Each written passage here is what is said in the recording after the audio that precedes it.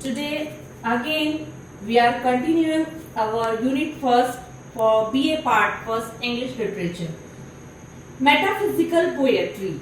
Today we will discuss metaphysical poetry, its historical roots, its literal meaning, the group, list of metaphysical poets, examples of metaphysical poems, characteristics of metaphysical poem, etc.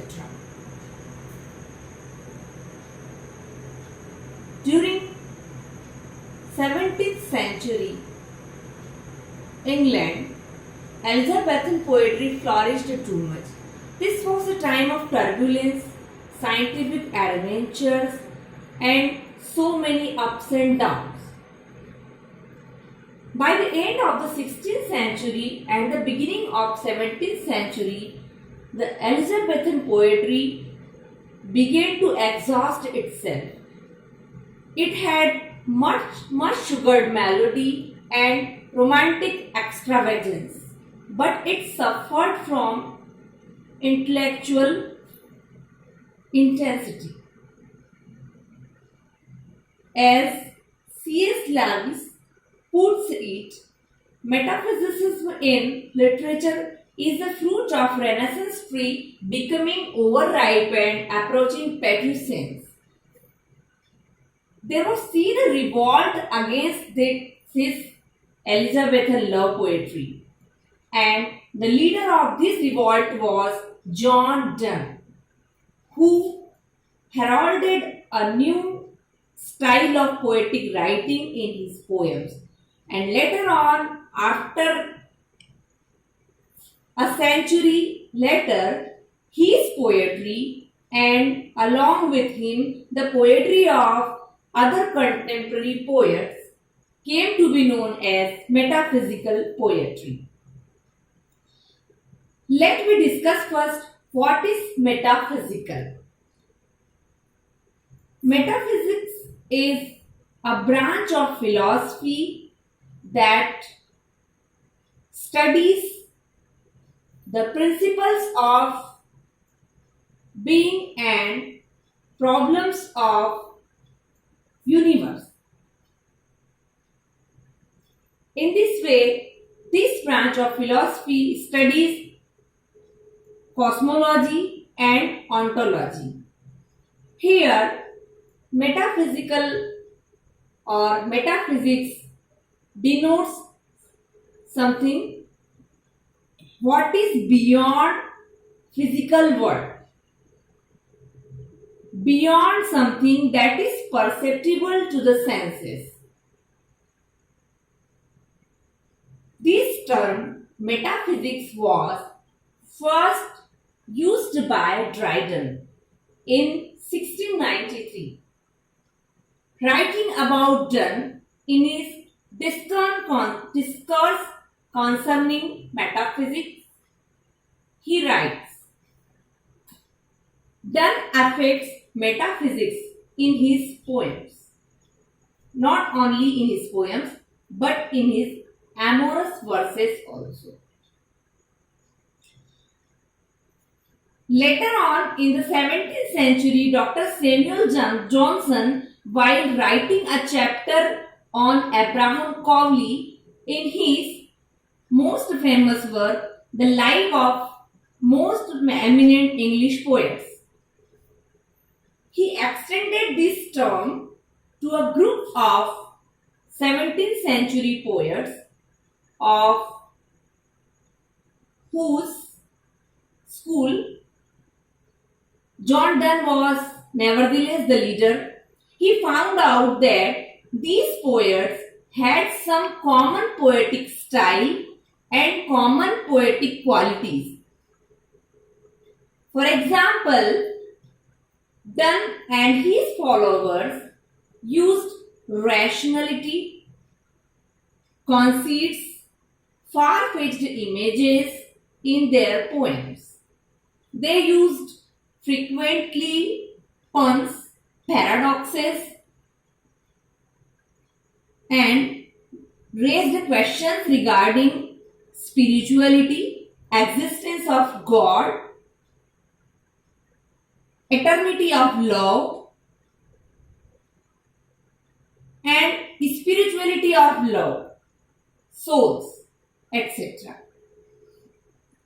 These poems makes the reader to question the unquestionable things. They are thought provoking. They are full of intellectuality, rationality, and sometimes it appears ridiculous also.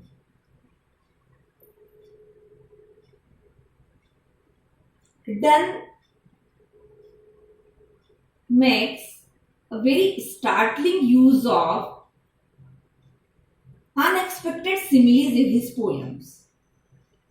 For example, he compares two lovers now parted with the legs of a compass. The lovers are separated but still one. Likewise, in flea, after biting the flea wants to bite his mistress and it wants to suck blood from its mistress' body. Donne will not let his mistress to kill the creature as their blood has mingled in that flea and that insect has become now their bridal bed, the temple of their wedding. It seems ridiculous. There are some other poets who also used this type of techniques in their poems. They are George Herbert, Richard Crashaw, Henry Vaughan, etc. Some examples of metaphysical poetry are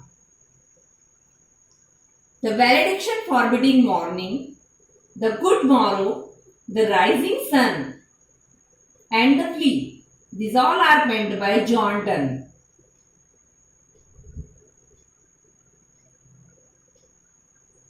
Temple by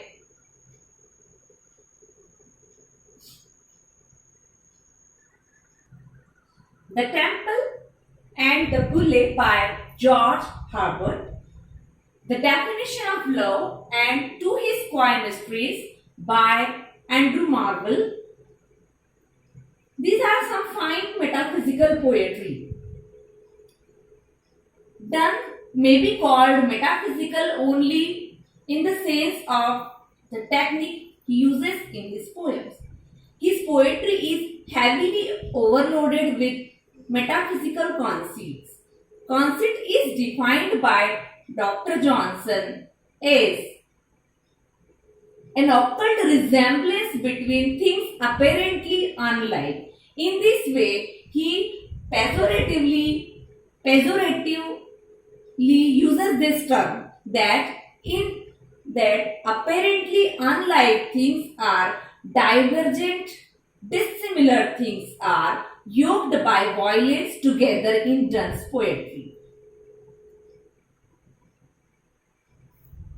Other poets of this school, they also used paradoxes, similes, most uncommon. These devices are somewhat new and startling to the poetry. They used examples and similes from remote, most far-fetched and unfamiliar sources. For example, from geometry, from astronomy, and from different sciences. One remarkable thing about metaphysical poets and poetry is that these poets were writing using a common poetic style without knowing that they are being a part of any movement or any school. Most of the works of metaphysical poets are published posthumously. In this way, after a century they have written these poetries. Their poetry was commonly called metaphysical poetry. So friends, this was all about metaphysical poetry. In our next video lecture, we will be there with the next portion of syllabus. Till then, study well, stay home, stay safe. Good luck.